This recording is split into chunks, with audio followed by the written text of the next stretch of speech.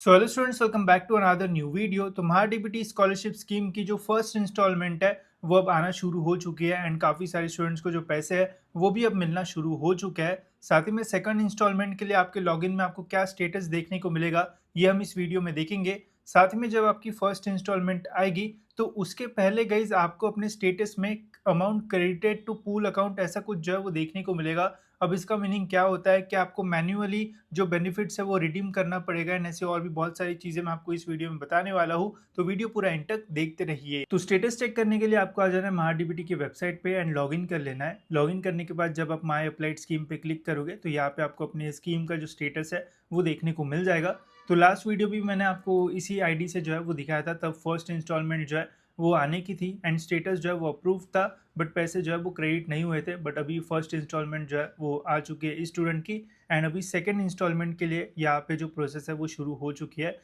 ये कैसे चेक करेंगे कि फर्स्ट इंस्टॉलमेंट है या फिर सेकंड इंस्टॉलमेंट है? तो यहाँ पे गाइज आप जो है वो जब आप जाओगे तो यहाँ पे एप्लीकेशन आईडी के ऊपर क्लिक करना, तो यहाँ पे आपको दिख जाएगा। अब देखो फर्स्ट इंस्टॉलमेंट है, ये कॉलेज से पास हो गई, कॉलेज प्रिंसिपल डिपार्टमेंट से, ठीक है, एंड फिर इसके बाद क्रेडिट हो गए। तो अभी सेकंड इंस्टॉलमेंट का यहाँ पे जो है वो शुरू हो चुका है, ठीक है। अब जब आपने फॉर्म भरा होगा तो यहाँ पे आप एक बार क्लिक करके देख सकते हो कि आपका फर्स्ट इंस्टॉलमेंट शुरू है या फिर सेकंड। साथ ही में फर्स्ट इंस्टॉलमेंट जब आपके अकाउंट में आ जाएगी उसके बाद ही सेकंड की जो प्रोसेस है वो स्टार्ट होती है। एंड यहाँ पे गाइज हमने एक चीज़ देखी कि इस स्टूडेंट का जब फर्स्ट इंस्टॉलमेंट आ रहा था उसके पहले 5-6 दिन यहाँ पे स्टेटस जो है वो लिख के आ रहा था, amount credited to pool account, ठीक है। इसके ऊपर मैंने वीडियो भी बनाया, फिर से मैं आपको बता देता हूँ। पूल अकाउंट का मीनिंग होता है गाइज एक टेम्पररी अकाउंट होता है। जैसे सपोज एक स्टूडेंट है एंड महाडीबीटी ने पैसे भेजे, तो बीच में गाइज एक टेम्पररी अकाउंट होता है जहाँ पे महाडीबीटी पहले पैसे भेजता है, वहाँ पे वेरिफिकेशन होता है कि सारे पैसे जो है वो सही भेजे है, कम है, ज़्यादा है, जो भी सारी चीज़ें अगर सही होती है तो फिर आपके अकाउंट में जो है वो आते हैं। अगर यहाँ पे कुछ गलती निकलती है तो फिर से जो है वो आपको फॉर्म महाडीबीटी के पास जो है वो जा सकता है। तो पूल अकाउंट का काम होता है कि वेरिफिकेशन सही से हो एंड सारे परफेक्ट पैसे जो है वो स्टूडेंट को मिले, ना कम मिले ना ज़्यादा मिले। तो इसलिए पूल अकाउंट वाला आपको यहाँ पे स्टेटस जो है वो देखने को मिल सकता है। अगर वो आते हैं तो समझ लेना 1-2 हफ्ते में आपके पैसे जो है वो आ जाएंगे। वो आने तक आपको वेट करना पड़ेगा। किसी किसी का तो वो भी नहीं आता, डायरेक्ट पैसे जो है वो क्रेडिट जो है वो हो जाते हैं, ठीक है। तो इसका जो है वो ध्यान रखना। बाकी गाइस टेंटेटिव बेनिफिट्स में भी आपको जो बेनिफिट्स है वो देखने को मिल जाएंगे। एंड यहाँ पे ही सबसे ज़्यादा स्टूडेंट जो है वो कंफ्यूज होते हैं कि पैसे कौन से अकाउंट में जाएंगे, एंड मैंने काफ़ी बार जो है वो बता रखा है कि कैसे पैसे जो है वो क्रेडिट होते हैं। अब देखो ये वाली जो स्कीम है ये EWS वाली है। इस स्टूडेंट ने पहले ही अपने कॉलेज में पूरी फीस भरी है, मतलब सपोज ओपन की फीस अगर 2 लाख रुपए है तो इस स्टूडेंट ने पहले ही 2 लाख रुपए जो है वो भर दिए हैं। एंड EWS की जो स्कॉलरशिप के पैसे हैं वो स्टूडेंट के अकाउंट में जाता है।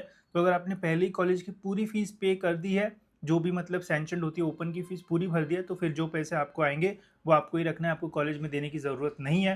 बट सपोज अगर आपकी कॉलेज की फ़ीस जो है वो 2 लाख रुपए है पूरी फीस, एंड आपको बेनिफिट्स मिले एंड आपने बस कॉलेज की 1 ही लाख फीस बची है भरी है, एंड बाकी पूरा आपको जो स्कॉलरशिप का अमाउंट है वो आपके अकाउंट में आता है, तो फिर आपको कॉलेज बोल सकते हैं कि जो बची हुई फीस के स्कॉलरशिप से पैसा है वो आपको पे करना पड़ेगा, तो वो होता है, ठीक है। अब ये EBC EWS वाला है, जो OBC होता है या फिर SC कैटेगरी का उनका अलग होता है। उनको कुछ करने की ज़रूरत नहीं होती है, कॉलेज के पैसे डायरेक्ट कॉलेज के अकाउंट में जाते हैं एंड स्टूडेंट्स को जो स्कॉलरशिप मिलनी होती है वो डायरेक्ट स्टूडेंट्स को जो है वो मिलती है, ठीक है। तो ये बस EWS में प्रॉब्लम आता है कि स्टूडेंट्स के अकाउंट में पैसे आते हैं, फिर कॉलेज को देना है या फिर नहीं। बाकी OBC SC कैटेगरी वालों को इतना प्रॉब्लम नहीं आता है, कॉलेज के पैसे कॉलेज को जाते हैं, स्टूडेंट्स के पैसे स्टूडेंट्स के अकाउंट में जो है वो आते हैं। बाकी बेनिफिट्स में यहाँ पे जो है वो शो होता है कि क्या क्या आपको बेनिफिट जो है वो मिलने वाले हैं, ठीक है। बाकी इसके अलावा अगर आपको कुछ और भी क्वेश्चंस होंगे तो आप मुझे जो है वो कमेंट्स में पूछ सकते हो, या फिर आपको डायरेक्ट कॉल का भी ऑप्शन मिलेगा, वो सेशन बुक करके आप मेरे से डायरेक्ट जो है वो बात कर सकते हो, तो उससे भी आपके प्रॉब्लम जो है वो सॉल्व हो जाएंगे।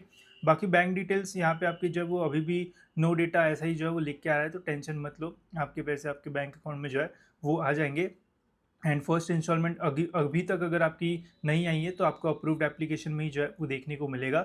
अगर आ गई होगी तो फिर सेकंड इंस्टॉलमेंट फिर से जो है वो अंडर स्क्रूटिनी में रहती है, कुछ टाइम बाद ये भी अप्रूव हो जाएगा एंड फिर सेकंड वाली स्कॉलरशिप भी आपको जो है वो मिल जाएगी। जैसे कि फर्स्ट स्कॉलरशिप जो है फर्स्ट इंस्टॉलमेंट जो है वो आ जाती है तो फंड डिसबर्स में अभी यहाँ पे नो डेटा है, कुछ दिनों में यहाँ पे भी जो है वो आ जाता है कि जो पैसा है वो बैंक अकाउंट में जो है वो क्रेडिट हो गया है, ठीक है। तो ये सारी चीज़ें आपको जो है वो देखने को मिलेगी। बाकी कुछ भी क्वेश्चन होगा तो आप कमेंट्स में पूछ लेना। एंड अभी तक जो डेट्स है वो है गाइज, ऐसा नहीं कि डेट्स खत्म होगी, अगर आपको फॉर्म भरना है तो 31 मार्च 2026 तक आप अपना जो फॉर्म है वो भर सकते हो। कॉलेजेस हमेशा बोलते हैं कि ये डेट लास्ट है, ऐसा कुछ नहीं है।